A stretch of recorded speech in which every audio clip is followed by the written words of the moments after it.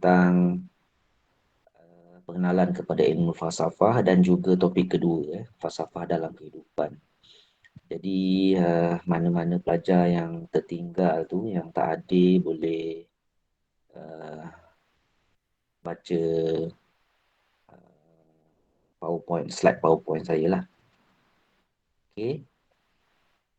Ini adalah hasil pembelajaran untuk topik 3. Yang pertama sekali, pelajar diharap dapat menjelaskan peranan, kedudukan, hubungan ilmu logik dengan ilmu falsafah serta pelbagai kesalahan dalam berfikir. Dan kesalahan dalam berfikir itu dikenali sebagai falasi. Dalam bahasa Inggeris falasi lah, dalam bahasa Melayu falasi.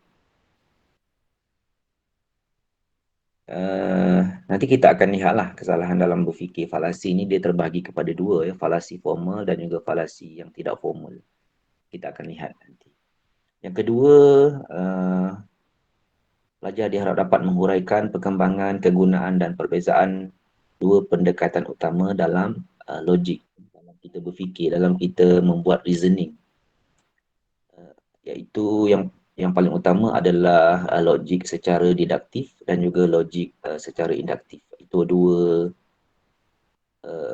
pendekatan utama lah dalam cara berfikir. Tapi ada juga kaedah lain seperti abduksi dan juga heuristik. Kita akan sama-sama nanti bincangkan. Okay, yang ketiga, pelajar dapat menganalisis metodologi penghasilan dan penjanaan ilmu-ilmu baru. Kita tahu bahawa hari ini ada dikembangkan oleh ahli-ahli falsafah moden, yang mana mereka ini hanya berpandukan kepada sains dan teknologi, iaitu antaranya seperti kajian-kajian di makmal, uji kaji, trial and error, exploratory dan sebagainya. Itu adalah metodologi barulah. Okay, kalau yang paling terkenal iaitu ada dua lah, iaitu metodologi kuantitatif yang menggunakan nombor-nombor dalam membuat penelitian, kajian, dan juga metodologi kualitatif yang tidak berpandukan kepada nombor. Seperti temu bual, kita dapat maklumat, kita buat temu bual, kita dapat maklumat. Kemudian kita buat nominal group teknik, kita minta pendapat daripada kumpulan sasar mungkin yang kecil ataupun focus group discussion, perbincangan daripada focus group. Itu antara yang metodologi barulah. Dari segi topik ketiga ni, dia lebih kepada penguraian tentang logik, definisi logik, kemudian logik didaktif, induktif, abduksi, heuristik dan juga falasi. Itu dia punya inilah rincian. Tapi seterusnya kita terus saja masuk kepada definisi logik. Sebelum tu kita nak tengok dahululah kita sebagai seorang manusia yang dibekalkan dengan akal, dengan hati, dengan kolbu, dibekalkan dengan nafsu, dibekalkan dengan iman. Jadi semua orang berfikirlah, dan setiap orang mempunyai cara berfikir yang tersendiri, dan di dalam konsep falsafah yang dikembangkan oleh ahli-ahli falsafah Yunani, Greek dahulu, ada terdapat beberapa kaedah berfikir lah. Antaranya yang kita dah tahu, kaedah didaktif dan juga induktif. Itu yang dikembangkan oleh ahli-ahli falsafah. Tapi sebelum itu, manusia yang pertama sekali di muka bumi kita tahu adalah Adam, ataupun kalau dalam perspektif Islam, Nabi Adam, yang mana manusia yang pertama di muka bumi telah menggunakan akal lah untuk berfikir. Tapi mereka, ahli-ahli falsafah Yunani, mereka telah membuat satu metodologi dan menulis dalam bab logik. Dan bagaimana kaedah berfikir yang dianjurkan dalam ilmu falsafah? Ini adalah satu persoalan. Dan perbincangan falsafah turut merangkumi cara berfikir dan juga kadar berfikir seseorang manusia. Sebab dengan kita menggunakan akal, kita berfikir, kita tak boleh nak memikirkan tentang maksud saya adalah akal kita ini tidak sempurna, sampai satu tahap dia dah tak boleh nak berfikir, iaitu berfikir tentang sesuatu perkara yang di luar daripada uh, pengetahuan manusia biasa. Dan di situlah perlunya reveal knowledge, ilmu wahyu, ataupun yang dalam perspektif agama, ilmu-ilmu yang merupakan ilmu yang terus diwahyukan oleh Tuhan kepada manusia, kepada prophet dahululah. Ini termaktub di dalam kitab-kitab lah, kitab Al-Quran, Bible, Veda, Tripitaka dan sebagainya. Dan dalam ilmu falsafah, salah satu kaedah berfikir adalah logik, kaedah berfikir ataupun cara untuk berfikir, membuat reasoning, membuat kesimpulan tentang sesuatu isu, dan ia adalah salah satu cabang ilmu falsafah. Kita tahu bahawa falsafah teori itu ada 5 lah, terbagi pada 5, antaranya logik, metafizik, epistemologi dan sebagainya. Psikologi, sosiologi dan sebagainya. Logik itu apa? Dia ada kaitan dengan cara berfikir menurut bidang falsafah lah. Itu maksud dia. Ini adalah merupakan kaedah cara untuk berfikir. Ada 4 di situ, logik, deduktif, induktif, redaksi dan juga heuristik. Dan logik itu merupakan reasoning, cara berfikir, membuat pemhujahan ataupun argument. Dan ada juga cara berfikir yang tidak betul, tidak tepat dan juga tidak valid, yang dinamakan sebagai cara berfikir yang salah, iaitu disebut falasi. Falasi itu terbahagi 2, iaitu falasi formal dan juga falasi tidak formal. Nanti kita akan sama-sama lihatlah, ada banyaklah. Okay, seterusnya adalah definisi logik. Logik adalah satu kajian mengenai penghujahan ataupun membuat argument. Dan penghujahan itu terdiri daripada premis dan kesimpulan. Ini adalah contohnya. Ini adalah contoh cara berfikir yang dikembangkan oleh ahli falsafah Greek dahulu, terutama Socrates, Plato, Aristotle, Thales dan sebagainya. Premis pertama ni contoh, semua manusia mempunyai jantung. Ini premis yang pertama. Kita tahu semua manusia ada jantung. Kalau tak ada jantung, kita mungkin kita tak boleh nak hidup. Premis kedua, Ahmad adalah seorang manusia. Okay, daripada dua premis ini, kita boleh buat kesimpulan bahawa Ahmad sebagai seorang manusia, dia mestilah mempunyai jantung. Ini adalah satu cara berfikir secara deduktif. Begitu juga, ini lebih kurang sama dengan cara kamu membuat masalah matematik kamu dan juga menyelesaikan masalah matematik kamu, di mana 2 campur 2 adalah 4. Begitu. Dan mana-mana saja kalau dalam matematik yang kamu buat tu, masalah matematik kamu, kalau jalan kamu di awalnya itu ada salah sikit, maka kesimpulan yang kamu buat juga adalah salah. Begitulah.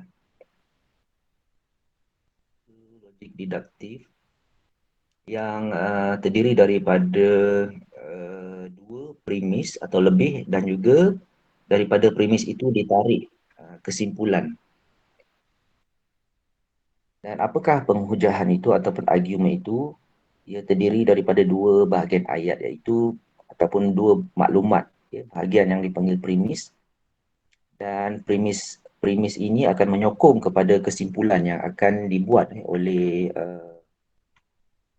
kita lah. Okay, dan bahagian kedua adalah kesimpulan. Jadi di sini definisi logik, logik adalah kajian tentang kaitan antara premis dan juga kesimpulan. Okay? Macam kamu buat matematik tu, jika kesimpulan itu dibuat secara betul, maka premis itu mestilah betul dan sebaliknya. Jika premis itu salah, antara salah satu premis itu salah, maka kesimpulan juga akan salah. Itu adalah cara berfikir secara logik deduktif. Kamu membuat reasoning. Okay, ini lebih kepada dia punya inilah kajian mengenai logik adalah kajian mengenai pemujahan, argument, dan argument pemujahan adalah satu yang terdiri daripada dua bahagian ayat. Dua bahagian iaitu premis. Premis ini biasa dua atau lebih lah. Dan daripada premis-premis itu akan dibuat kesimpulan.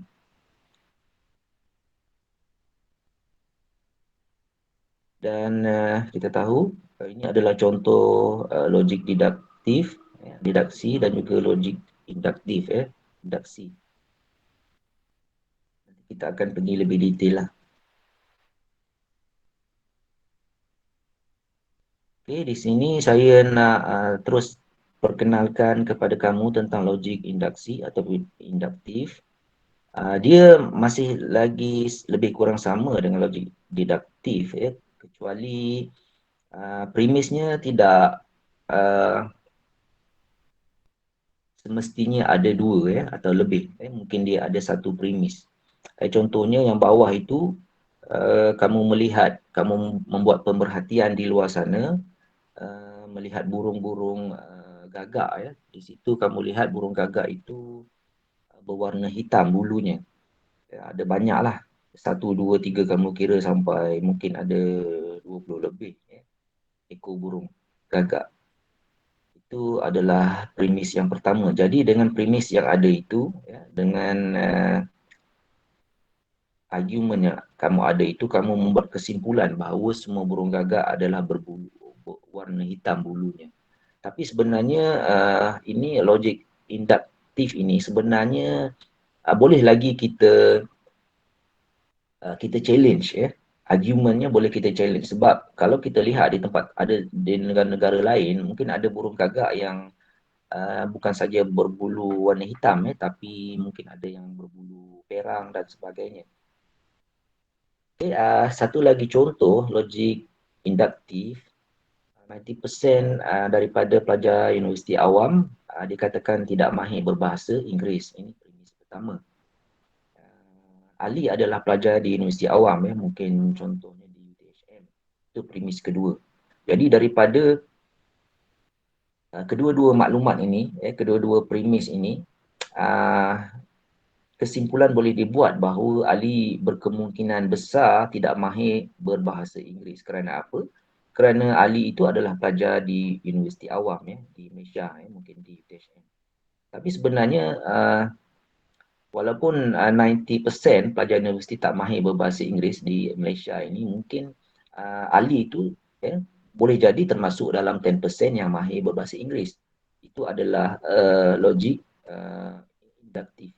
Berbeza dengan logik deduktif tadi yang lebih kurang sama dengan matematik lah. 2 campur 2, jawapannya 4. Jadi di situ masih ada lagi ruang-ruang untuk kita challenge logik induktif ini. Okay, dan kalau dalam metodologi hari ini yang dikembangkan oleh ahli falsafah barat,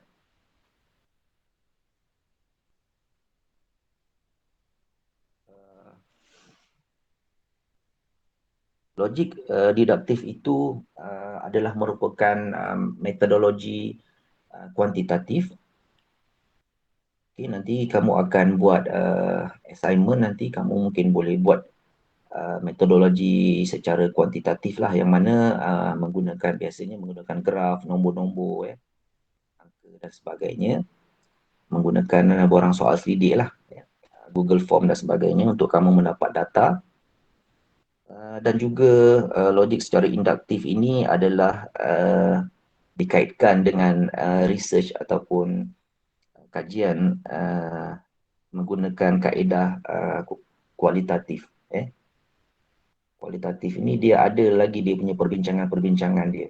Dia tidak titik, tak ada titik di situ. Dia ada koma. Ini kaedah berfikir secara logik yang paling utama lah. Itu yang pertama sekali didaktif dan juga induktif ataupun didaksi dan juga induksi.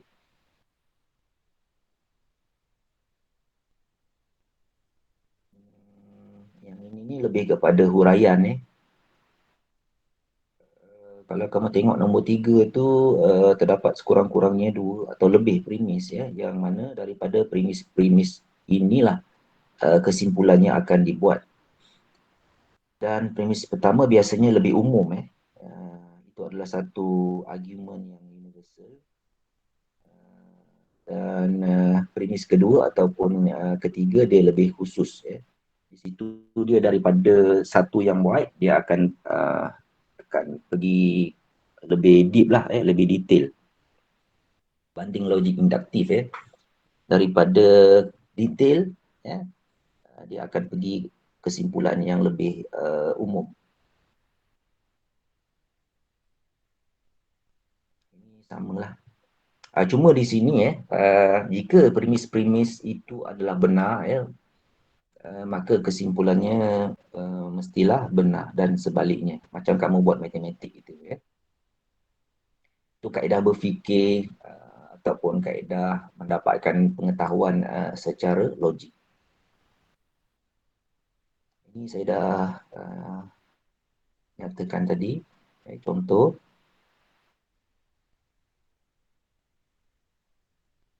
Okay, ada lagi contoh yang kedua. Contoh logik deduktif. Premis pertama, semua manusia akan mati. Yang kita tahulah satu conclusion. Premis kedua, ini adalah satu yang umum. Semua manusia akan mati. Dan premis kedua, dia pergi kepada khusus. Ali adalah seorang manusia. Dan kesimpulan yang kita boleh buat adalah sebagai seorang manusia, Ali semestinya akan mati. Sebab manusia ini tak akan kekal di dunia ini. Dunia ini hanyalah tempat untuk kita meninggal sahaja, bukan untuk kita tinggal selama-lamanya. Itu contoh logik secara deduktif ataupun kita berfikir secara deduktif, membuat reasoning, membuat petakkulan. Okay, ini dia punya huraian. Nanti kalau kamu ada apa-apa masalah boleh tanya saya ataupun nanti kalau kamu nak study kembali kamu boleh rujuk kepada slide.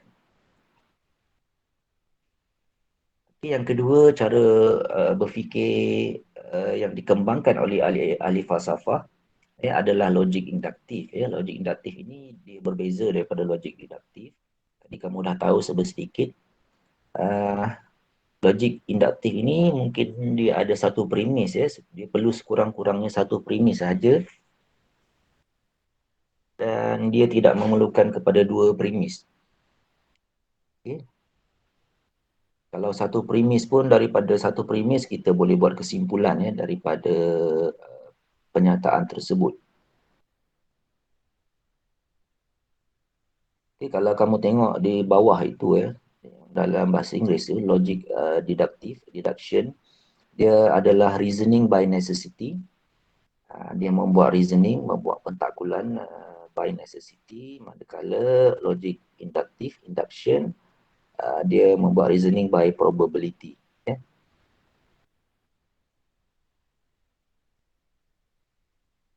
Logik induktif ini sifatnya sama seperti logik deduktif. Namun dia punya kesimpulannya itu tidak bermakna tidak boleh di-challenge oleh orang lain lah. Mungkin ada ruang-ruang lah untuk kita challenge. Tapi kalau logik deduktif itu memang macam matematik lah, memang kalau betul-betul, kalau salah-salah. Ini adalah contoh yang diberi macam mana cara berfikir secara logik induktif, membuat reasoning secara logik induktif. Mungkin yang pertama ni, burung gagak ni saya dah terangkan tadi, kita sama-sama dengar. Tapi yang kedua dan ketiga ni, kita lihat angsa berwarna putih, white goose. Di Eropah dikatakan semua angsa berwarna putih. Ya. Okay, jadi apabila di Eropah itu, orang-orang Eropah mungkin dia buat kesimpulan lah. Angsa, apabila sebut pasal angsa, kita terbayanglah angsa itu berwarna putih. Jadi kesimpulan yang boleh dibuat daripada premis pertama itu, angsa berwarna putih. Tapi bila kita pergi lebih deep lagi, lebih detail lagi, kita cari di tempat-tempat lain seperti di Australia, ada di kalangan angsa yang berwarna hitam rupa-rupanya. Jadi mungkin kesimpulan daripada logik induktif itu boleh di-challenge dengan data-data yang baru. Seterusnya tentang sekarang ini musim panas, kita tahu bulan Ramadan ini daripada bulan Syakban itu maksudnya panas terik. Jadi dibawa ke Ramadan ini, mungkin kita boleh tukar sikit lah. Sekarang ni kita tahu musim panas, jadi mungkin kerana panas itu mungkin ramai orang sesama lah demam macam saya, sakit tekak. Oleh sebab hari-hari panas, maka kita buat jangkaan, kita buat kesimpulan. Mungkin dah seminggu, 7 hari panas, jadi kita buat kesimpulan esok akan panas. Tapi itu adalah satu kesimpulan yang mungkin benar dan juga mungkin tidak benar. Kadang-kadang mungkinlah esok mungkin tidak panas seperti biasa, mungkin hujan turun. Jadi itu adalah logik induktif. Ini adalah perbezaan logik induktif dan juga deduktif. Logik deduktif, cara berfikir secara deduktif, deduct itu membuat reasoning secara deduktif, berfikir daripada fakta yang umum kepada fakta yang lebih khusus. Namun logik induktif dia berfikir daripada fakta yang khusus kepada yang lebih umum. Dalam cara berfikir logik deduktif, terdapat sekurang-kurangnya dua atau lebih premis. Premis satu, penyataan yang lebih umum. Premis kedua, penyataan yang lebih khusus. Manakala dalam logik induktif, dia memerlukan sekurang-kurangnya satu premis sahaja untuk membuat kesimpulan. Okey. Perbezaan dia yang kedua. Yang ketiga, deduktif ada kepastian dalam kesimpulan. Kalau jawapannya 4, tak boleh kita lawan lah. 2 campur 2, macam mana pun 4 lah. Tapi logik induktif tiada kepastian dalam kesimpulan kerana ada juga data-data terbaru yang kita boleh bawa dan kita boleh challenge kesimpulan yang dibuat dalam cara kita membuat kesimpulan secara logik induktif tadi.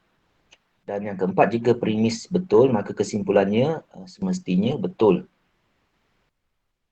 Dan yang logik deduktif yang keempat, sekiranya premis ataupun premisnya betul, tak semestinya kesimpulan juga betul. Okey, ini saya nak terangkan tadi. Yang kelima, logik deduktif, kesimpulan khusus dibuat daripada pernyataan yang umum. Okay. Daripada wide kepada lebih detail, lebih tirus.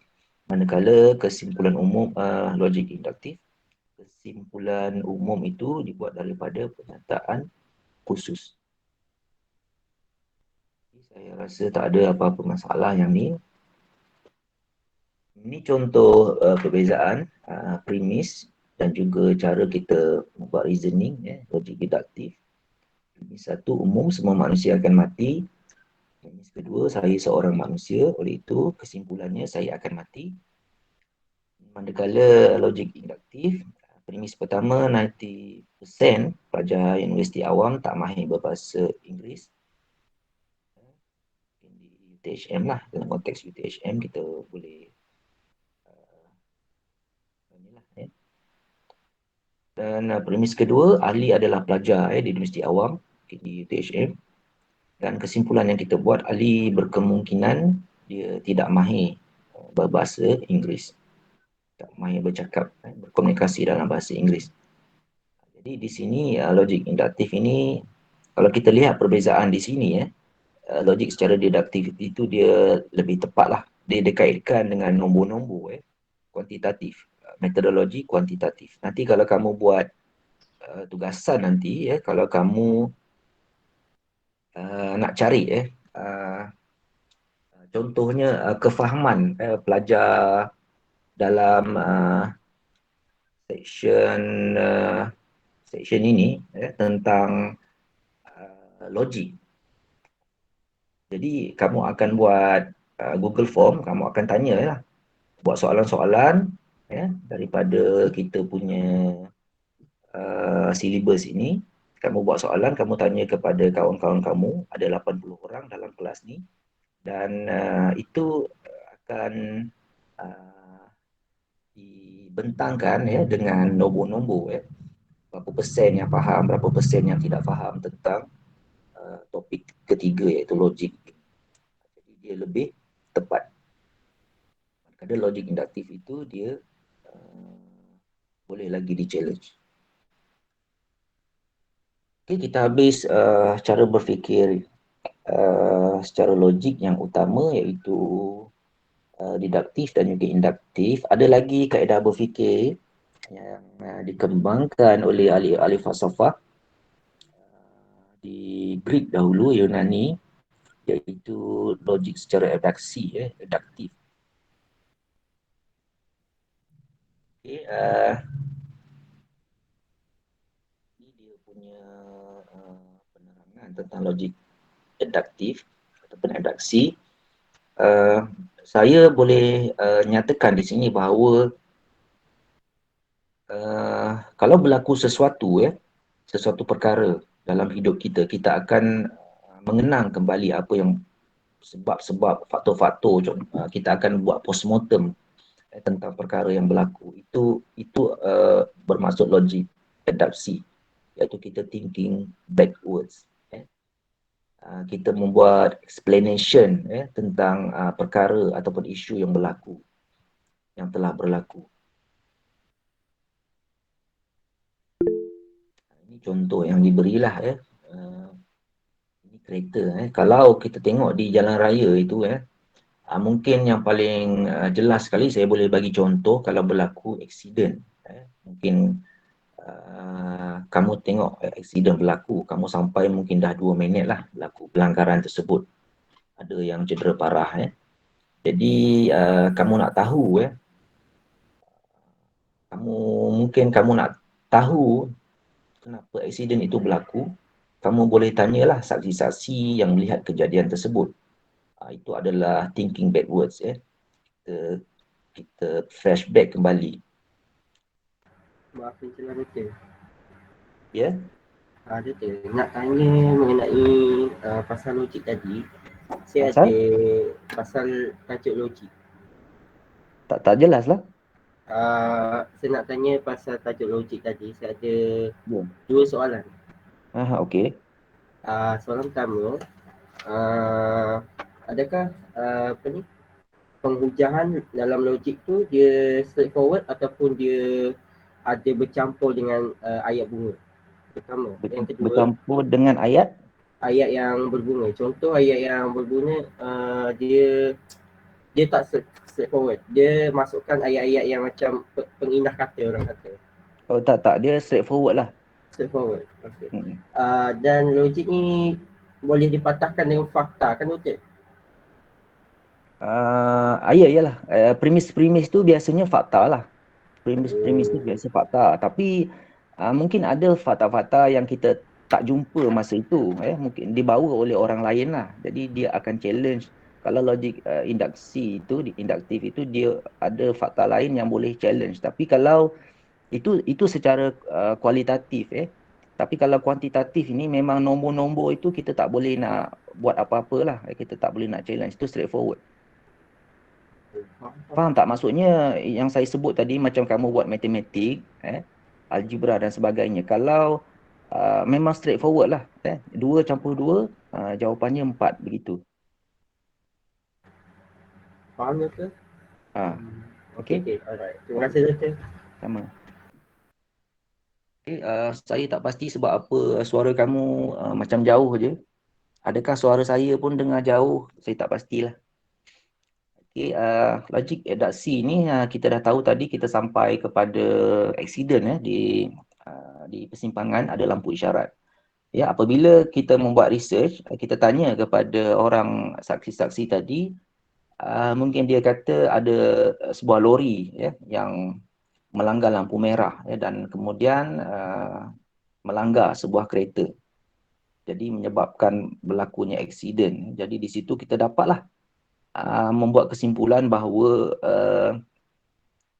yang salah dalam kejadian tersebut adalah lori yang melanggar kereta yang sebelum itu dia telah melanggar lampu merah dan membawa lori tersebut dalam keadaan yang laju.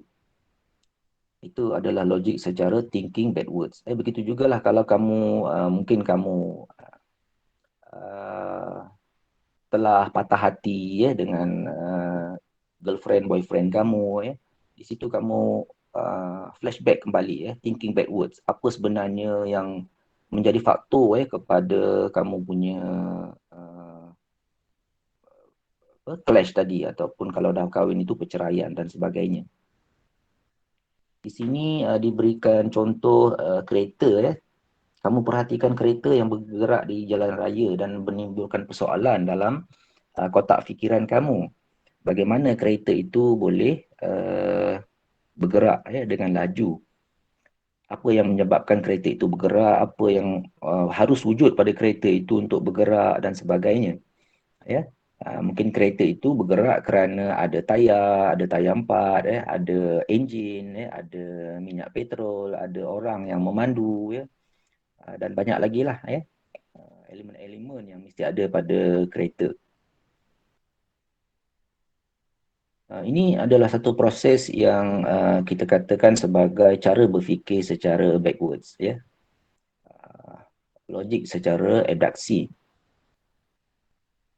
Okay, ini saya dah terangkan tadi, mesti ada pemandu, mesti ada minyak petrol, mesti adalah semua elemen-elemen pada kereta, ada tayar, ada enjin. Okay. Okay, ini adalah contoh-contoh lain, ini logik secara eduksi, iaitu mungkin sekarang ini di bilik kamu, di kolej kediaman kamu, kamu nampak asap. Jadi kamu boleh buat kajian ataupun research, ataupun kamu boleh carilah dari mana punca asap itu ada di sekeliling bilik kamu. Dari situ logik adaptif itu digunakan dengan kita berfikir secara ke belakang, thinking backwards. Mungkin ada orang yang sedang membakar sampah, mungkin ada jerebu di luar sana, mungkin ada yang sedang hisap vape, rokok dan sebagainya. Jadi kamu dapat punca asap tadi. Kemudian yang kedua, kamu melalui sebuah jalan semasa kamu sedang memandu, naik motor dan sebagainya. Kamu tengok jalan tu je basah. Kenapa jalan tu basah? Jadi mungkin situ kamu kena thinking backwards lah. Mencari faktor-faktor penyebab. Ini dia lebih kepada mencari faktor-faktor kenapa berlaku sesuatu fenomena itu. Mungkin hujan kat situ saja tadi sebelum kamu lalu. Mungkin ada lori bawa air, dia dah tumpahkan air di situ, ataupun mungkin ada pilih bomba yang dia kena langgar, bocor dan air itu melempah di jalan. Itu logik secara adaptif. Dan juga kalau berlaku fenomena situasi di mana satu kejadian jenayah kecurian sedang berlaku di sesebuah rumah, mungkin rumah nenek kamu ataupun datuk kamu. Jadi di situ logik deduktif itu diperlukan. Mungkin ada polis datang, jadi nak dapatkan penjenayah itu mungkin diperlukanlah semua yang ada, mungkin ada CCTV boleh tengok siapa penjenayah tersebut yang mencuri laptop. Mungkin di lokasi itu ada cap jari, ada jejak-jejak, ada benda-benda yang kita boleh jadikan bukti dan sebagainya. Dan akhirnya penjenayah itu dapat ditangkap. Ini logik secara adapsi. Ada satu lagi yang dikembangkan oleh ahli-ahli falsafah, iaitu kaedah berfikir secara logik heuristik. Apabila saya sebut ahli-ahli falsafah ni, biasanya dia kaitkan dengan falsafah di Yunani lah, dan dikembangkan juga sekarang ini di zaman moden, zaman pasca moden. Ini adalah kaedah berfikir secara trial and error. Ada banyaklah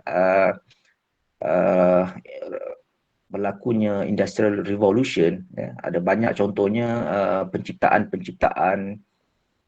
sains dan teknologi, kapal terbang dicipta, ada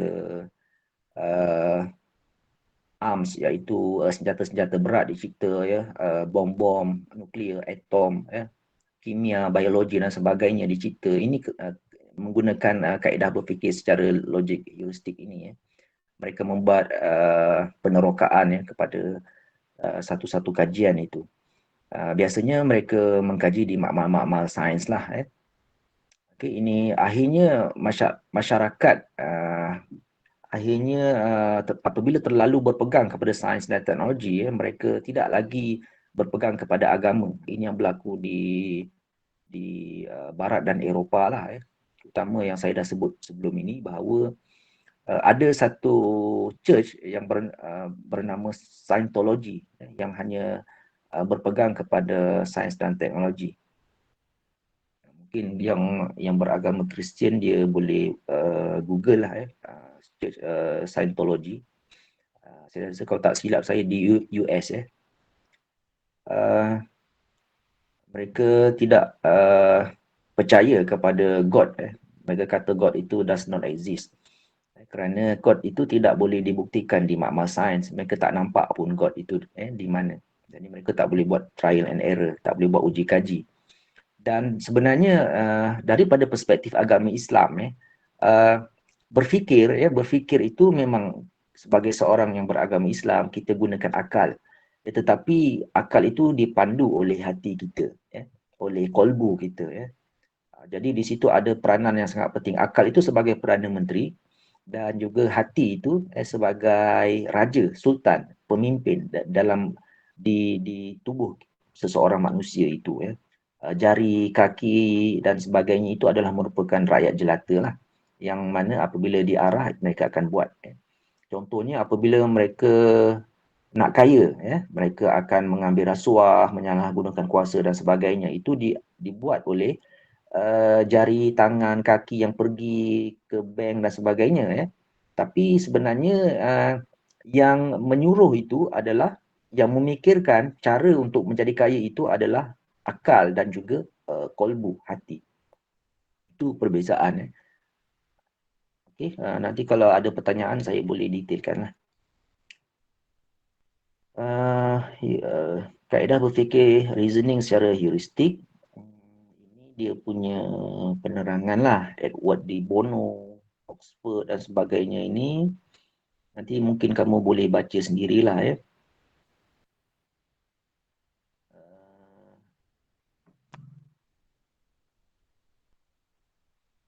Okey, heuristik ni dia lebih kepada trial and error dan juga penerokaan, exploratory. Di proses berfikir secara heuristik meneroka keadaan baru yang mempunyai permasalahan. Contohnya, sebelum ini kita tidak ada lampu di dalam bilik kamu sekarang ni. Mungkin kamu pasang lampu macam saya sekarang ni. Jadi ada masalah, masalahnya ialah gelap. Jadi macam mana kita nak selesaikan masalah gelap itu?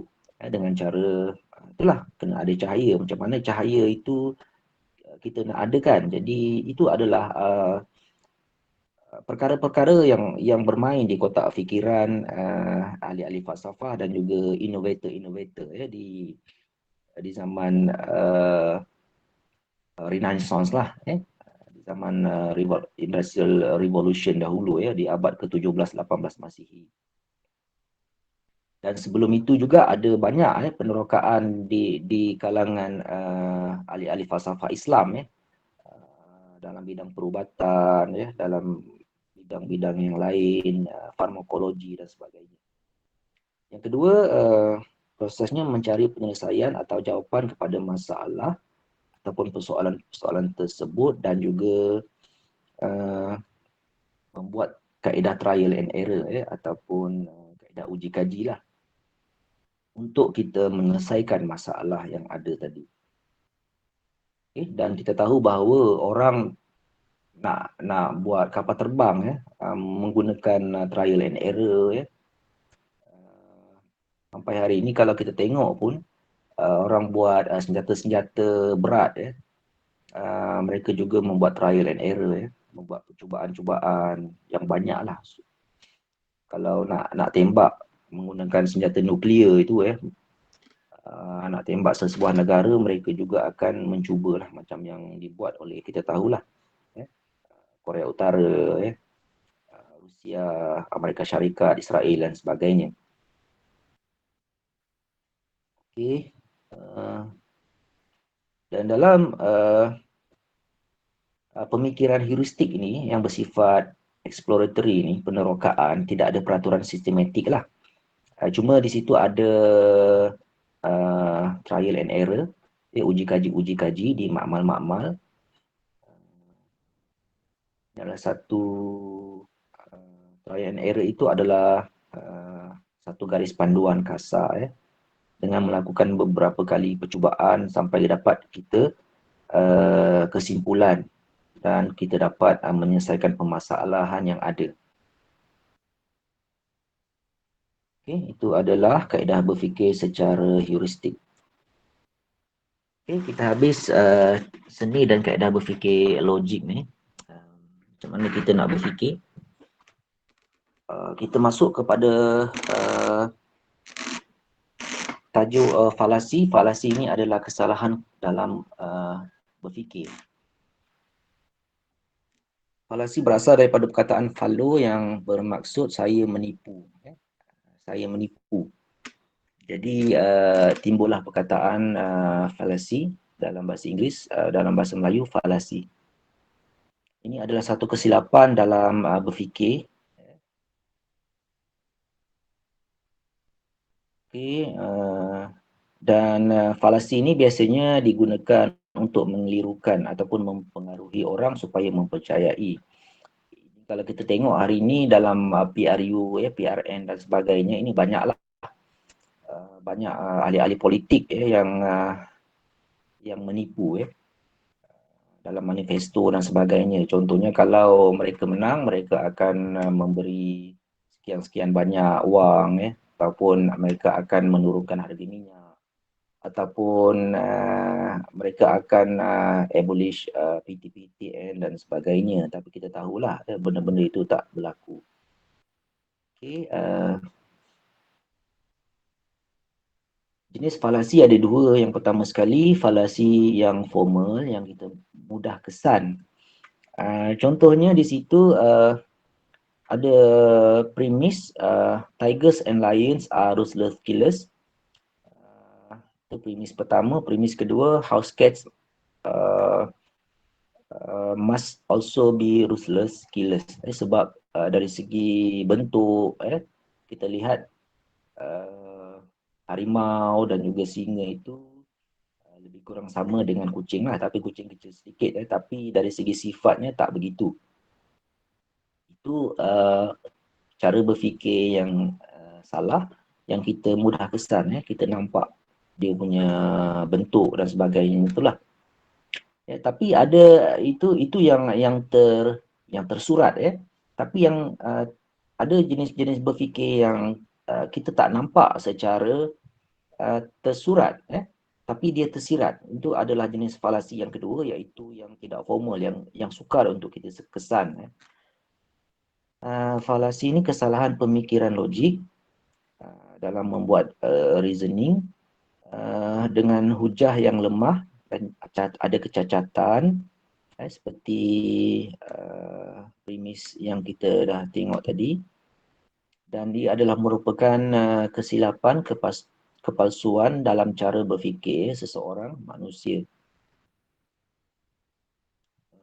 Contohnya kamu nampak ada seorang, kalau yang lelaki nampak seorang pelajar perempuan senyum jadi di situ mungkin akan berlaku kesilapan dalam berfikir mungkin dia senyum itu kerana dia nak bagi sedekah kepada kamu tapi mungkin dalam kepala kotak fikiran kamu senyum itu menandakan ehem-ehem lah, mungkin dia suka dan sebagainya. Jadi itu adalah satu bentuk falasi yang formal yang kita mudah kesan. Tapi yang tak formal ni dia terselit dia tersirat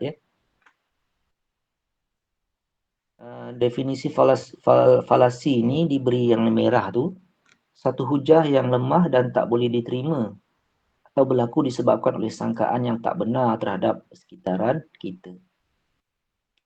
Definisi falasi yang diberilah.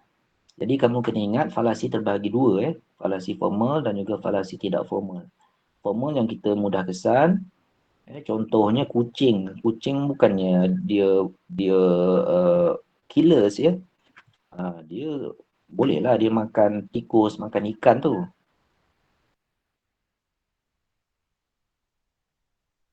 Bolehlah kalau kamu nak guna bolehlah. Itu disebut sebagai apa?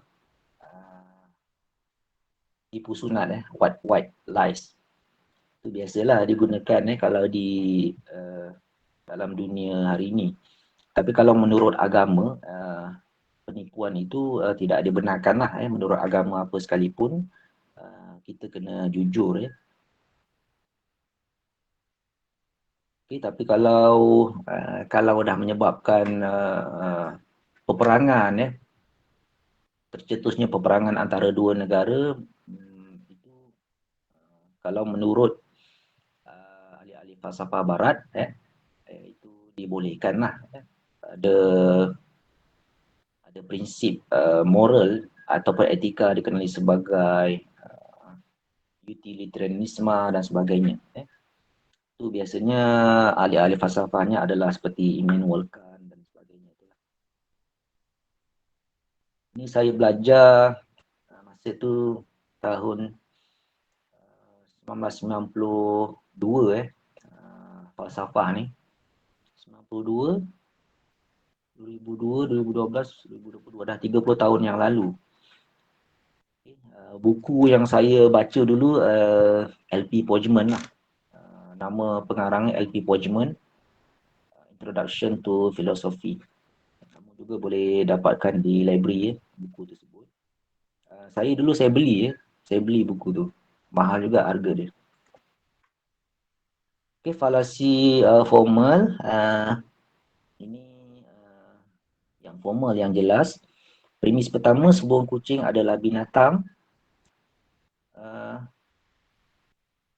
Premis kedua, semua anjing adalah binatang atau haiwan. Kesimpulannya yang salah, ada cara berfikir yang salah. Kita buat kesimpulan, kita membuat satu rumusan daripada data yang ada, daripada premis yang ada, daripada hujah yang ada. Kita kata maka semua kucing ialah anjing. Jadi di situ tidak benarlah dari segi norma masyarakat.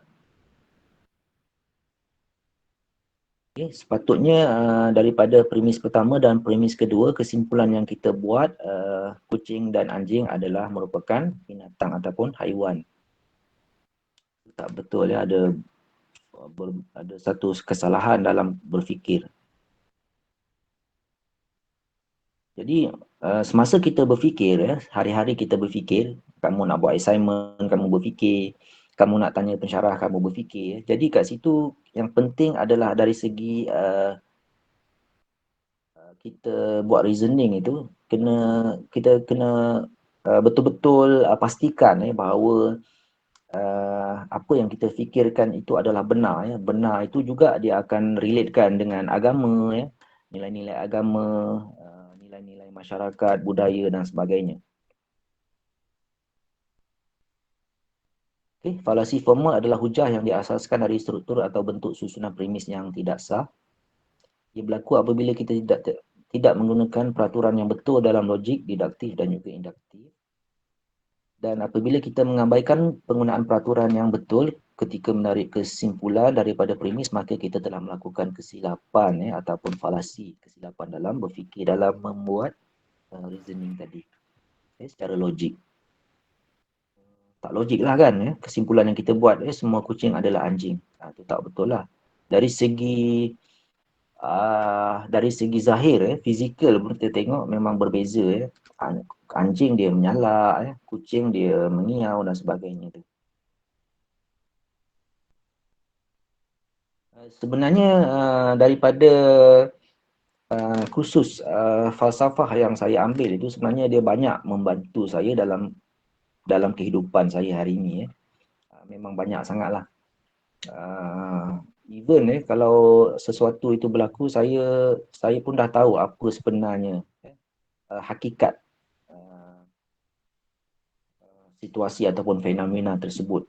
Jadi kita tak perlulah nak buat secara matematik. Memang kita dah tahu dah nampak dah. Okay. Falasi tidak formal, falasi informal tidak melibatkan pelanggaran apa-apa peraturan logik dalam menarik kesimpulan daripada premis. Okay. Cuma dia terselit kesilapan itu dalam kat situ ada satu yang dia tak tersurat, tapi dia tersirat. Contohnya yang saya boleh bagi di Kelantan, air tuak. Air tuak itu katalah kamu bagi kepada tetamu kamu dengan air tuak, tetamu yang datang ke rumah kamu bagi air tuak. Tapi air tuak itu adalah air nira kelapa. Jadi situ adalah satu salah faham daripada pemahaman tentang perkataan itu. Kalau mungkin di tempat-tempat lain, selain daripada Kelantan, air tuak itu kalau dalam perspektif agama Islam, air tuak itu adalah air yang haram diminum lah, air arak lah.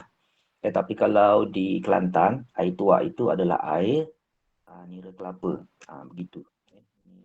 Kesilapan dalam kita membuat kesimpulan kerana kesalahfahaman maksud perkataan di tempat itu dan juga di tempat lain. Dan kelemahan atau kesalahan yang terdapat dalam satu hujah tapi tidak mempunyai kaitan secara langsung dengan kaedah ataupun struktur hujah itu. Dan falasi tidak formal ini tidak dapat dikesan dengan mudah tanpa kita memahami konsep yang terlibat dalam pengujahan yang dilakukan. Okay. Oleh sebab itu, kalau tengok dalam mahkamah hari ini, lawyer dia akan menggunakan inilah, dia nak mengelirukan hakim supaya anak guaman dia memenangi penghakiman itu. Jadi memang kita tahulah kalau lawyer ni kan macam mana mereka akan menggunakan segala yang mereka ada untuk mereka memenangi sesuatu proceeding di mahkamah itu. Ini adalah faktor berlakunya falasi informal, maklumat dan fakta yang tidak cukup ataupun insufficient. Contohnya kalau di mahkamah itu hakim mungkin dia menjatuhkan sesuatu hukuman itu, mungkin yang benar akan disalahkan, manakala yang salah akan dilepaskan. Kerana maklumat dan fakta tidak cukup. Kemudian sikap prejudis dan juga pesimis. Prejudis kita dah ada stand kita sendiri. Jadi hakim di mahkamah itu mungkin dia dah ada stand dia lah. Kerana apa? Kerana mungkin dia dah dibayar, dirasuah dan sebagainya oleh satu-satu pihak yang nak menang. Terusnya andaian yang meleset. kita kita andaikan begini, rupa-rupanya lain jadi dia. Kesimpulan yang menyeleweng, tekanan emosi, faktor paksaan. Ini banyak berlaku apabila kita membuat pilihan dalam perkahwinan. Ini banyak berlaku. Nanti kamu semua ni akan berkahwin. Hari ini perceraian, statistik perceraian di Malaysia hari ini sangat-sangat tinggi. Kerana apa? Kerana inilah berkahwin kerana emosi, berkahwin kerana terpaksa, kerana simpati dan sebagainya. Padahal kita tak ada, tak nak pun pasangan tersebut. Jadi kat situ ada banyak faktor lah menyebabkan kita membuat kesimpulan, membuat rumusan dan membuat tindakan yang salah dalam hidup kita. Falasi, logical fallacies, kalau kita tengok di situ, penguin tu, ini adalah premis, penguins are black and white, some old TV shows are black and white, therefore, kesimpulan yang kita boleh tarik daripada dua premis tadi, some penguins are old TV shows. Ini adalah satu falasi, cara berfikir yang salah lah. Errors in reasoning that invalidate the argument. Okay. Ini adalah banyak contoh-contoh falasi secara informal, secara tidak formal. Ada banyak ni. Kita boleh pergi dia falasi ke satu falasi. Kat sini dalam bahasa Inggerisnya, kalau kamu nak lebih detail, ada banyaklah sini straw man, false cause, slippery slope, ad hominem. Ini lebih kurang 20 lebih, tapi sebenarnya kalau dalam buku-buku logik, falasi ni ada lebih kurang 50 lebih. So kat sini boleh nampak lah. Ada contoh-contoh dia kat sini. Tapi nanti kamu boleh pergilah tengok satu persatu. Ini yang diberi dalam slide ni.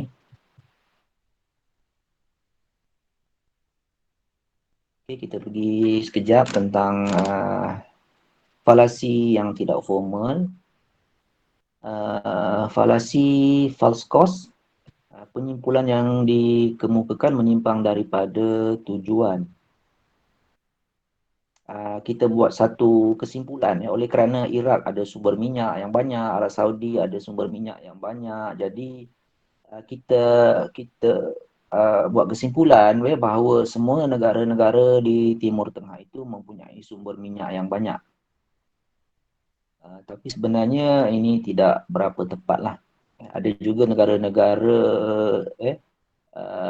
yang tidak ada sumber minyak. Okay, penyimpulan yang tak relevan, false cause. Kemudian ad hominem, serangan peribadi. Serangan peribadi ini maknanya mengalih hujah dengan isu peribadi. Mengalih hujahan premis dengan isu peribadi. Apa yang dia cakap itu kita tak dengar, tapi kita serang dia kerana prejudis kita. Kita serang dia serang peribadi. Contohnya, awak adalah pelajar junior, saya pelajar senior di PPD, maka awak tak berhak menasihati saya kerana apa? Kerana awak junior. Di situ peribadi itu dijadikan hujah untuk mengalih argument yang mereka sedang adakan, bukannya pendapat ataupun prinsip. Okay, falasi menagih simpati, sokongan kepada hujahan dengan menagih simpati. Mungkin ini dalam mahkamah lah, hakim, mungkin lawyer dia cakap pada hakim, kerana orang yang ditangkap ini dia sudah tua, dia anak yatim piatu, lepaskanlah orang yang buat salah ni. Mungkin dia ditangkap kerana ada menanam pokok ganja dan sebagainya, pakar lolo tu. Jadi di Malaysia ini ganja itu tidak dibenarkan, tapi kalau di tempat-tempat lain ganja itu dibolehkan. Contohnya ada negara-negara yang masak gunakan dalam masakan. Kalau nasi biryani yang kamu makan tu letakkan bunga popi tu, ganja tu, dia akan jadi lebih sedap lah.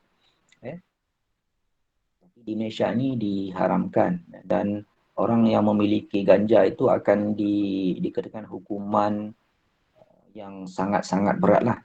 Kalau di Indonesia, saya pernah pergi ke Indonesia ganja tu biasa dia sebenarnya ganja ni sebenarnya kata orang Indonesia, ganja ni sebenarnya dia lebih baik daripada dadah sintetik heroin, morfin dan sebagainya tu dia sebenarnya memberi kesan jangka panjang kepada sistem saraf badan manusia.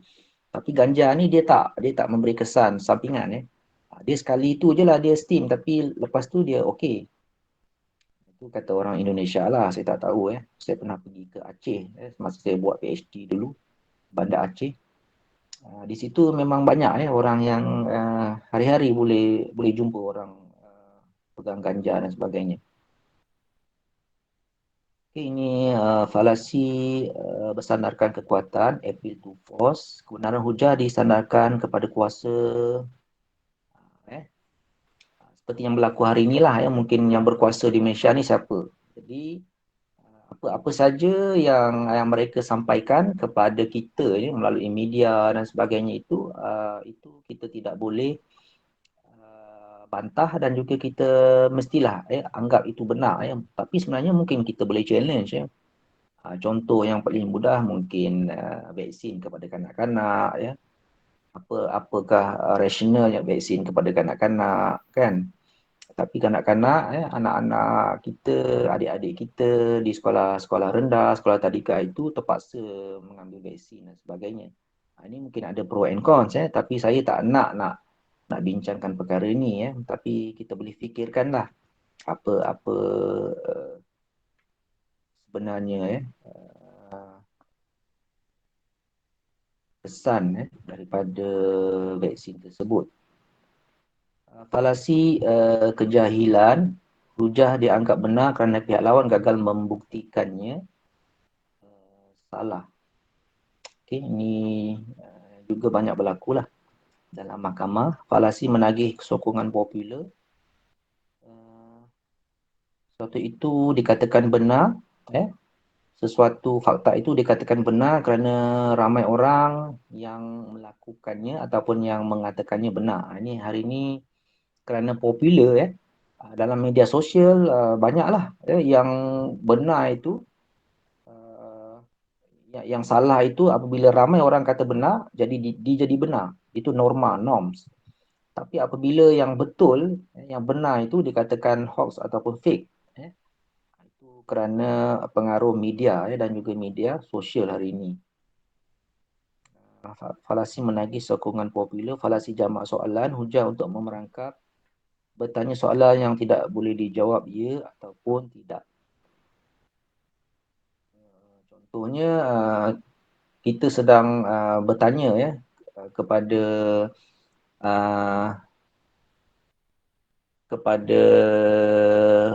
pakcik kita sebab mungkin sepupu kamu dia mengadu kepada kamu, dia sering saja didera oleh bapa dia. Jadi kamu tanya kepada pakcik kamu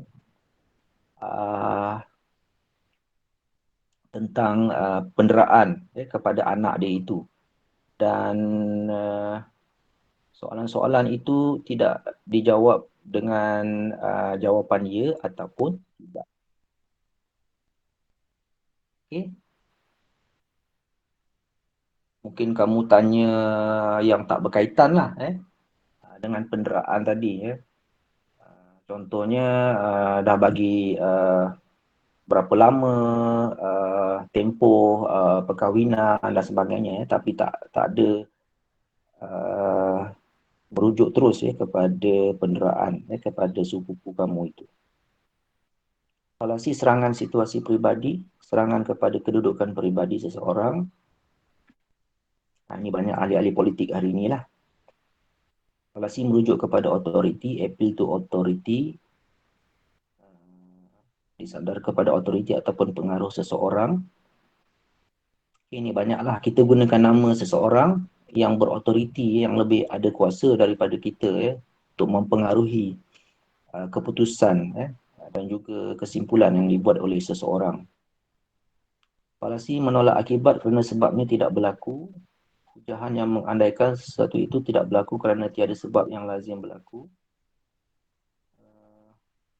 Falasi cerun licin, slippery slope. Hujahan yang mengatakan sekiranya sesuatu itu berlaku, maka sesuatu yang lain juga akan berlaku. Contohnya, kalau kita memberi warga negara kepada rakyat Rohingya contohnya. Kalau Malaysia memberi warga negara kepada rakyat Rohingya daripada Myanmar tu, maka akan ada berlaku lagi lah. Mungkin dia akan minta lagi keistimewaan lain. Jadi kat situ kita sebenarnya membuat sangka buruk kepada orang Rohingya tadilah. Sebenarnya dia nakkan perlindungan dia sebab di negaranya tentera Myanmar membunuh orang-orang Rohingya, saudara mara mereka, bapa mereka, ibu mereka. Okay. Jadi mereka mencari perlindungan di negara-negara yang lain. Falasi ekoivokasi, istilah sama yang berlainan digunakan dalam hujah untuk mengelirukan. Okay.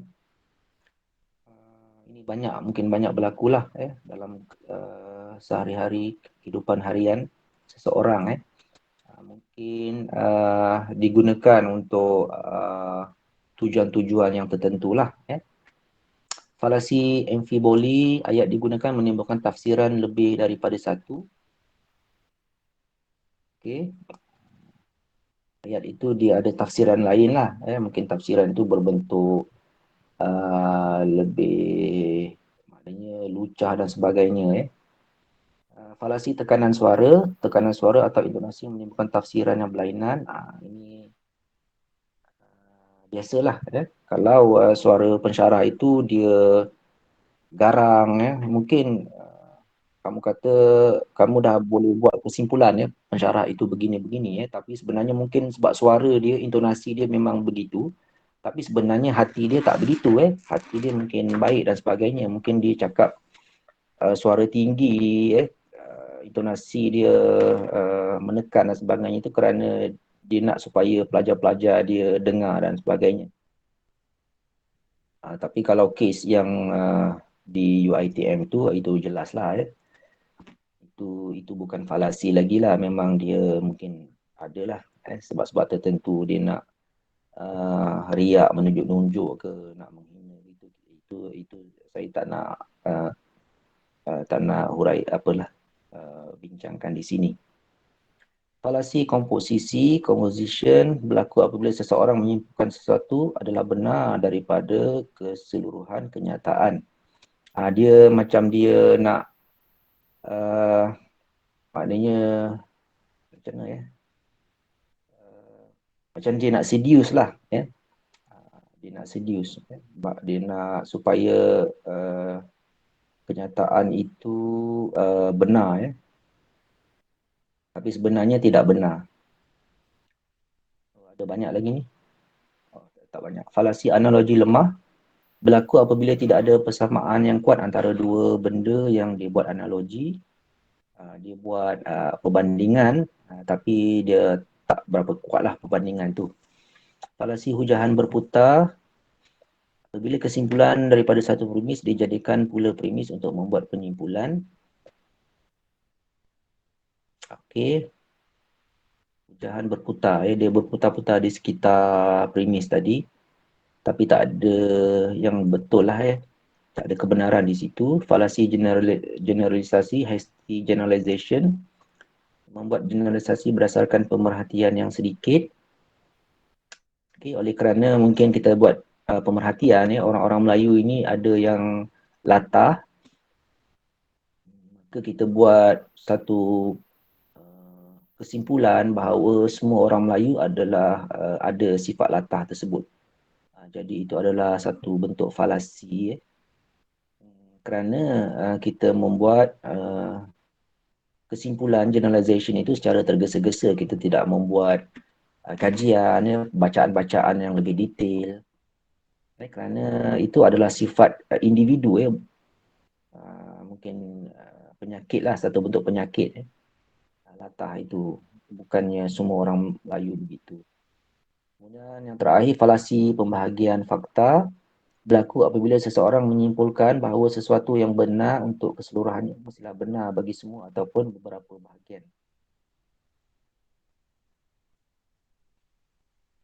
Falasi pembahagian fakta. Ini ada banyak lagi di sini yang kamu boleh rujuk, nanti boleh baca. Ada contoh-contoh yang telah diberi di situ. Okay. Peranan logik dan pencegahan falasi. Logik diperlukan dalam membuat keputusan dalam kehidupan kita seharian untuk kita menyelesaikan masalah kita. Kamu nak buat assignment, tugasan, kamu perlu kepada menggunakan akal, fikiran, membuat untuk menyelesaikan masalah seharian kita. Kaedah berfikir yang sejahtera melibatkan proses penaklukan, reasoning, penilaian, assessment dan pertimbangan yang benar, wajar dan sihat. Kita membuat pertimbangan tentang sesuatu perkara dan mestilah menggunakan reasoning yang betul. Dan logik berperanan untuk melatih akal kita, minda kita untuk berfikir dengan cara yang betul dan juga tepat. Tidak menggunakan tidak buruk sangka. Jadi benda-benda itu kita kena sampingkan untuk kita betul-betul fokus kepada membuat keputusan secara logik. Emosi kita sampingkan, prejudice kita sampingkan, kita ketepikan semua tu. Sebab orang banyak membuat kesilapan dalam membuat kesimpulan tentang satu perkara kerana perkara-perkara tadi. Kerana emosi, kerana prejudice, kerana bias, kerana ada mempunyai agenda-agenda tertentu. Itu kena sampingkan, ketepikanlah. Aplikasi konsep logik dan falasi membantu dalam mengatasi kesalahan dalam berfikir, kekeliruan dan juga andaian-andaian, sangkaan-sangkaan yang salah dan tidak betul. Falasi tadi. Kemudian subtopik yang lain adalah kepentingan seni dan kaedah berfikir. Setiap individu perlu mendidik pemikiran, cara berfikir yang baik dan juga murni, yang betul. Yang kedua, mengamalkan budaya berfikir yang sihat dan matang. Yang ketiga, mengelakkan kesilapan dalam berfikir dan membuat keputusan.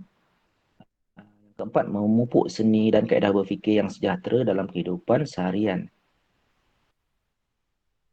Okey, ini refleksi. Okey, itu saja untuk tajuk kita yang ketiga tentang logik. Okay, seterusnya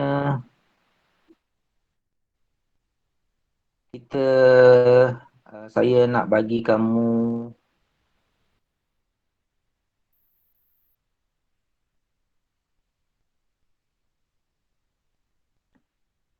sikit taklimat tentang,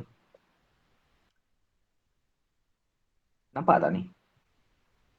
Assignment berkumpulan, nampak tak? Nampak Doktor.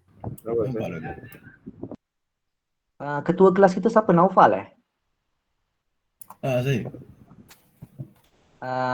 Betul Naufal ketua kelas? Saya.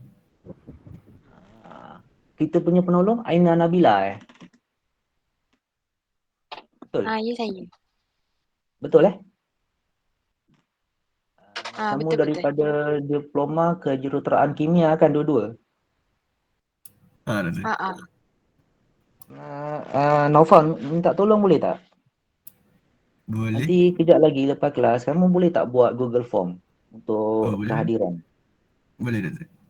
Boleh ya? Masih Nofal eh? Okey, sama dah, Zat. Kalau kamu ada kat UTHM ni, saya dah belanja dah sarapan pagi lepas ni. Sebab puasa kan. Kamu duduk mana ni? Saya saya duduk rumah.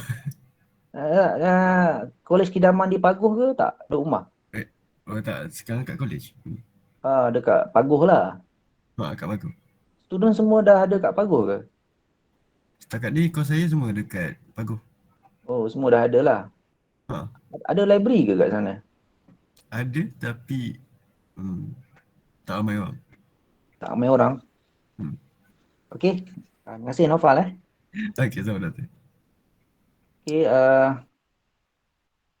okey. Saya pernah pergi library tu, dia tak berapa besar sangat lah macam di UTHM. Panduan tugasan pelajar untuk kursus FIS ni. Tugasan ni adalah tugasan berkumpulan, okey.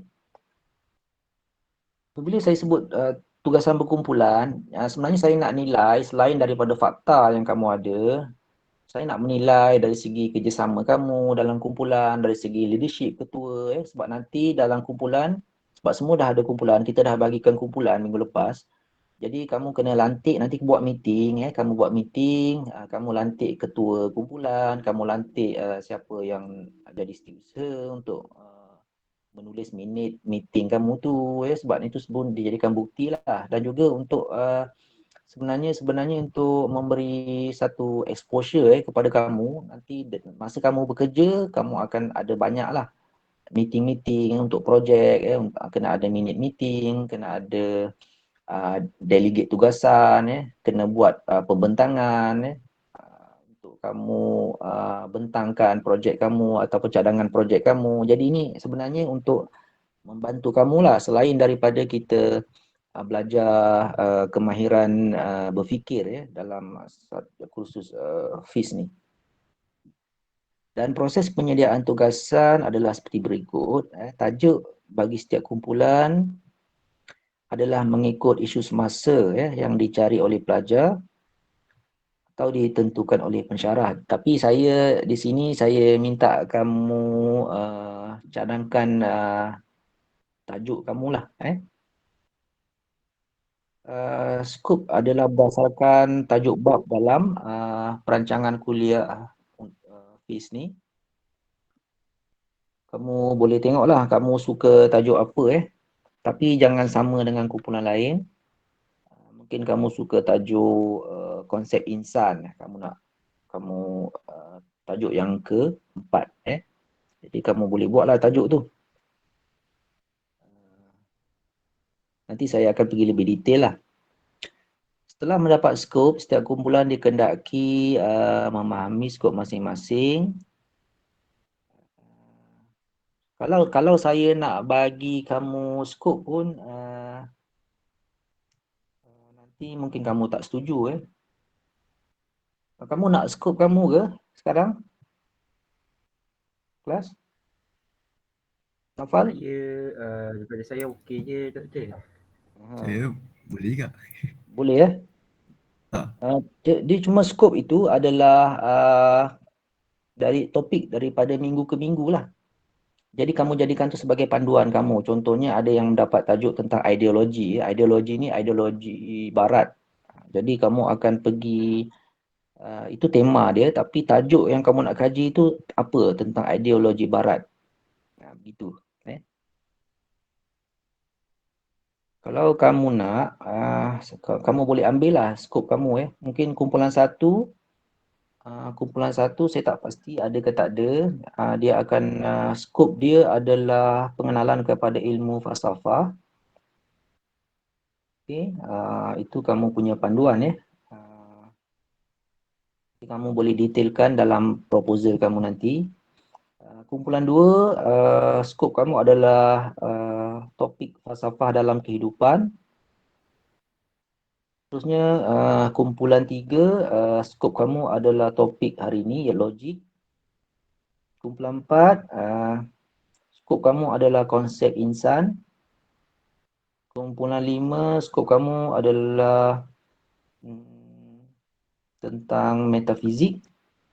Kumpulan 6, skop kamu adalah tentang epistemologi. Kumpulan 7, skop kamu tentang ideologi. Dan kumpulan 8, skop kamu tentang dekolonisasi. Okay. So, apabila kamu semua dah ada skop, setiap kumpulan daripada kumpulan 1 sampai kumpulan 8 dah ada skop, kamu boleh mencari info lah. Kamu buat meeting dulu, kamu bincang dalam kumpulan tu dengan ahli-ahli kumpulan kamu lah. Kamu adakan perbincangan, meeting, dan kalau tak boleh jumpa face to face, kamu boleh Google Meet lah. Kemudian kamu cari apakah yang ni lah. Okay. Kamu cari yang ni proposal, kamu buat proposal ni.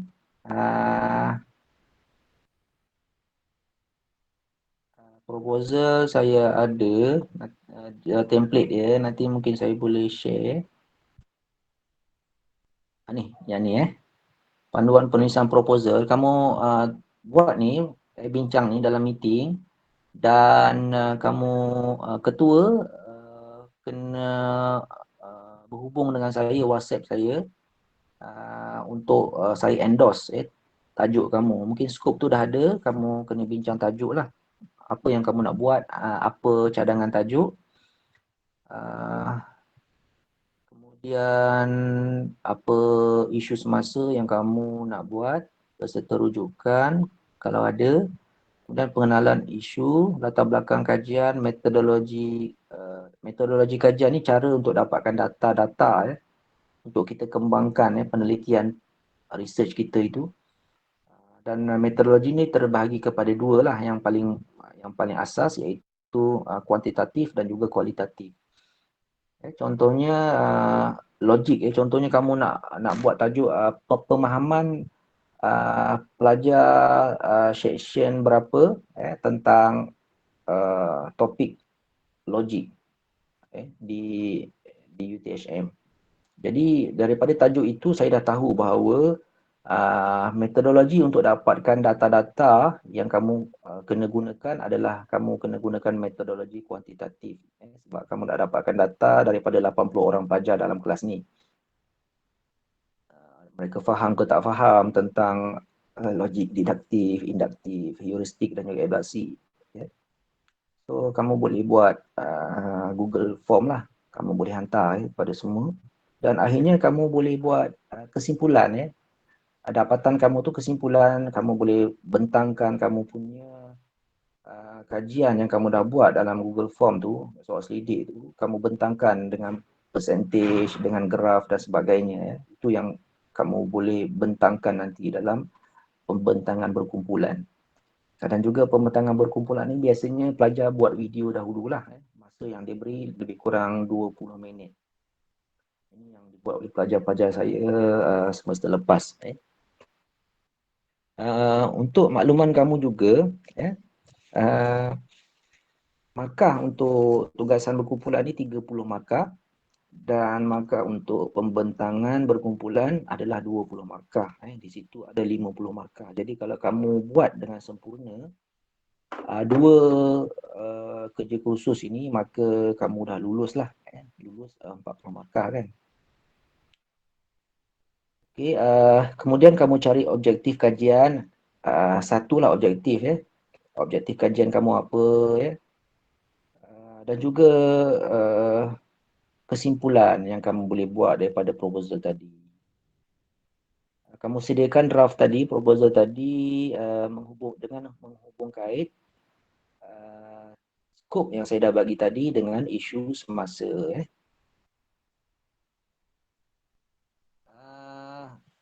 Kalau tadi itu sebab tadi kamu minta skop tema kan. Jadi kalau kamu dah ada skop tema tu, maka kamu boleh tajuk itu dia sebenarnya skop tema tu dia luas skop itu tajuk itu dia lebih detail Contohnya saya bagi tadi tema logik logik, tapi kamu punya tajuk itu dia bukannya logik yang luas begitu. Dia mungkin kamu nak buat kefahaman pelajar seksyen berapa tentang topik logik di UTHM gitu. Itu tajuk dia lebih fokus. Jadi metodologi yang kamu akan guna metodologi kuantitatif lah. Okay. Ada juga mungkin ada yang nak buat tentang ideologi. Ini saya bagi contoh ideologi. Ideologi yang kamu nak buat itu katalah ideologi komunis. Kamu nak tahu tentang komunis ni apa, nak bentangkan komunis ni apa, kamu nak guna metod kualitatif. Metod kualitatif ni ada yang guna metod pemerhatian, focus group discussion, tapi mungkin kamu nak guna analisis isi kandungan dokumen, content analysis. Kamu merujuk kepada jurnal-jurnal, kamu merujuk kepada buku-buku tentang ideologi komunis, dan akhirnya kamu itu logik secara induktif lah. Akhirnya kamu membuat dapatan-dapatan lah. Okey, komunis ni dia begini, dia siapa tokoh yang memperkenalkan ideologi komunis, apakah antara prinsip-prinsip komunis dalam ekonomi, dalam politik dan sebagainya. Kemudian apakah kesan ideologi komunis kepada masyarakat, kepada penduduk dunia hari ini. Itu adalah dapatan-dapatan kamu lah daripada rujukan yang kamu telah rujuk, daripada buku, jurnal dan sebagainya. Tapi mungkin kamu nak guna metodologi kuantitatif dengan tajuk ideologi komunis tadi. Mungkin kamu nak tengok kefahaman pelajar UTHM di PPD tentang ideologi komunis. Jadi kamu boleh buat Google Form lah. Tapi kena tahulah komunis ni apa dulu supaya kamu tanya kawan-kawan kamu dengan skala Likert tu, setuju, tidak setuju dan sebagainya. Ada 5 skala Likert. Mungkin kamu nanti boleh Google skala Likert. Kat situ ada tidak setuju, kurang setuju, setuju, sangat setuju dan sebagainya. Okey, nanti kamu boleh bincanglah dalam mesyuarat nanti.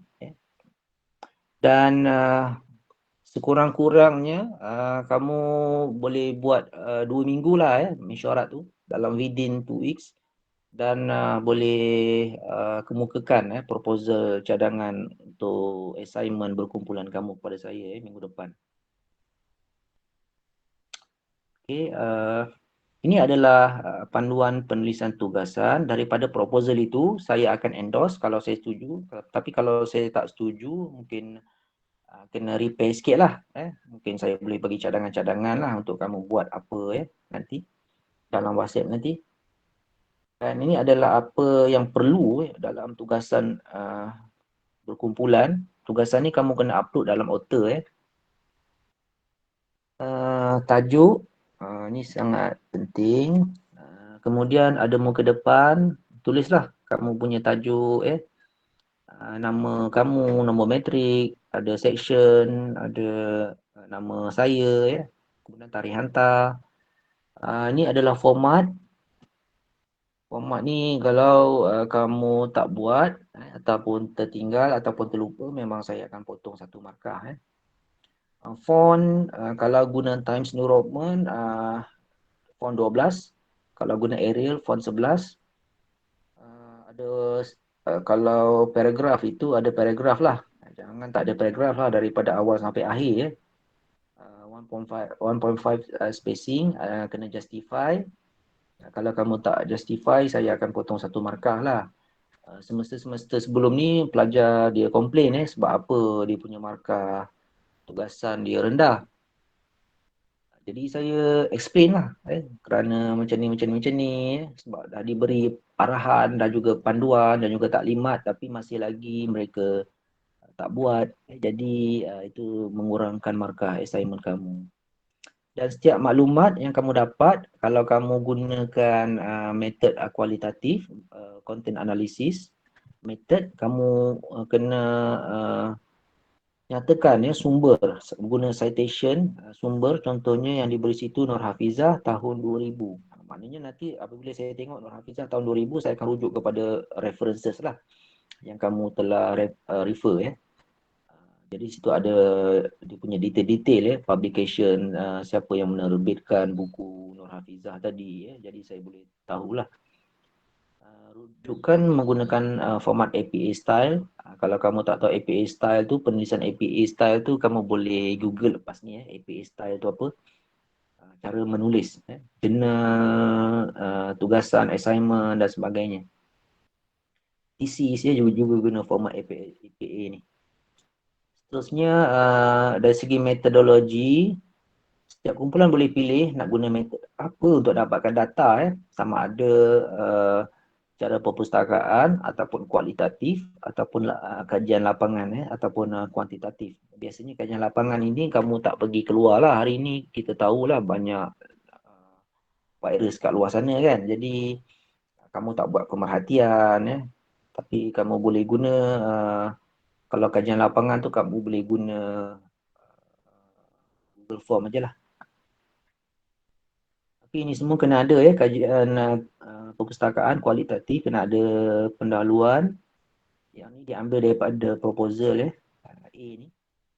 Kemudian ada perbincangan. Jadi objektif kamu itu objektif kajian itu dibuat untuk apa, jadi kamu ada jawapan lah dalam perbincangan tu. Kemudian buat kesimpulan dan juga ada rujukan, lampiran kalau ada boleh tulis. Kemudian kalau guna metod kuantitatif lapangan ni, kena ada pendahuluan, ada tinjauan literature. Tinjauan literature ni adalah buku-buku yang pernah ataupun jurnal ataupun kajian yang pernah menulis tentang apa tajuk dan juga isu yang kamu nak buat. Contohnya nanti kalau kamu buat isu tentang kefahaman pelajar UTHM tentang ideologi komunis jadi kamu boleh carilah mungkin kajian-kajian yang dah ada yang dah sedia ada dalam jurnal, dalam tesis dan sebagainya. Orang yang pernah buat kajian tentang ideologi komunis. Kamu nyatakanlah apa dapatan kajian tersebut itu literature, tinjauan literature yang telah lalu. Kemudian metodologi kajian kamu mungkin guna kajian kuantitatif ataupun kualitatif. Terusnya dapatan kalau guna kuantitatif, kuantiti ini biasa dikaitkan dengan nombor.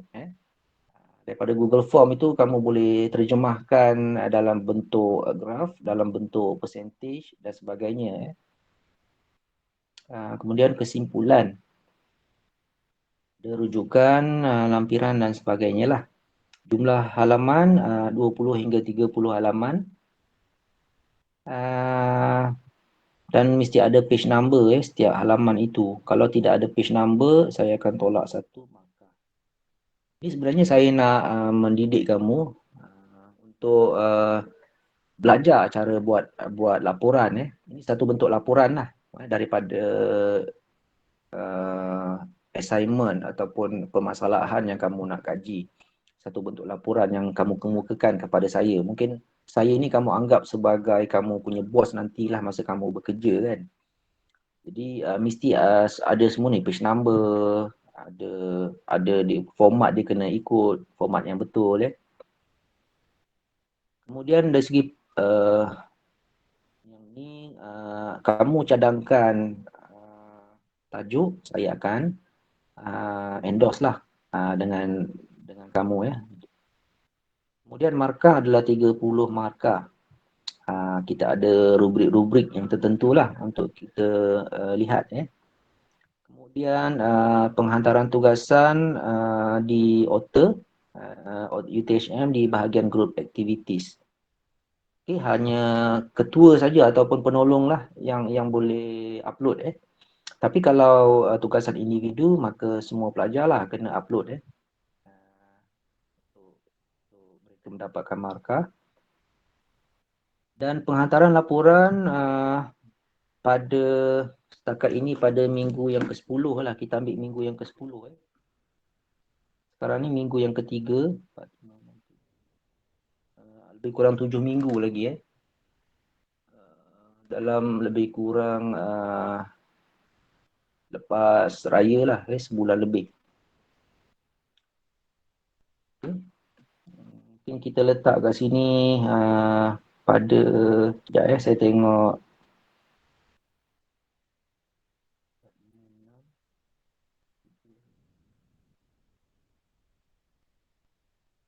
Okay, dalam bulan Mei kita letak 25 Mei. Okay, 25 Mei dia punya due date. 25 Mei 2022. Jadi 1 Jun itu kita dah boleh buat pembentangan secara berkumpulan. Dan pembentangan secara berkumpulan ni biasanya saya minta pelajar untuk buat video daripada tugasan laporan tadi tu kamu buat video lah. Kena ada slide PowerPoint dan ada yang bentangkan dan boleh libatkan semua. Dan juga mungkin kalau kamu nak bagikan tugas dalam meeting kamu yang pertama nanti 5 orang buat assignment dan selebihnya mungkin boleh buat benda-benda lain lah. Jangan kamu bebankan semua pada seorang pada ketua je. Itu tak boleh lah. Jadi ketua kena bijak. Di situ kena ada cara berfikir secara bijaksana lah sebab kita love wisdom hikmah. Kena pandai lah nak delegate sebab kamu bukan saja tugasan ni untuk satu kursus tapi kamu ada kursus-kursus yang lain ada banyak untuk kamu habiskan. Jadi kena bijak lah. Okay, setakat ni ada apa-apa soalan nak tanya, boleh tanya saya tentang tugasan secara berkumpulan. Ada soalan? Tak ada, Doktor. Tak ada Tak ada. clear tak? Tahu tak? Okey, tahu tak kamu nak buat apa ni? Pelajar perempuan tahu tak nak buat apa ni? Macam senyap dia semua. Aina, Nabila, jelas tak?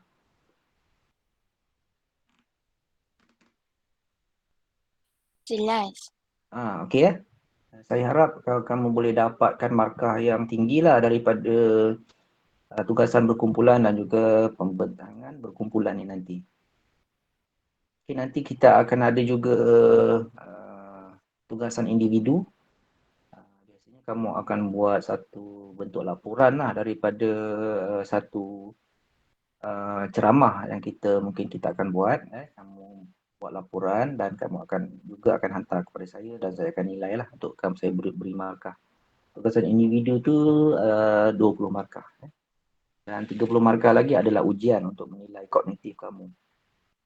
Kita akan bahagikan kepada ujian 1 untuk 4 topik awal dan ujian 2 untuk menilai kognitif kamu, pemahaman kamu tentang 4 topik yang terakhir. Okey.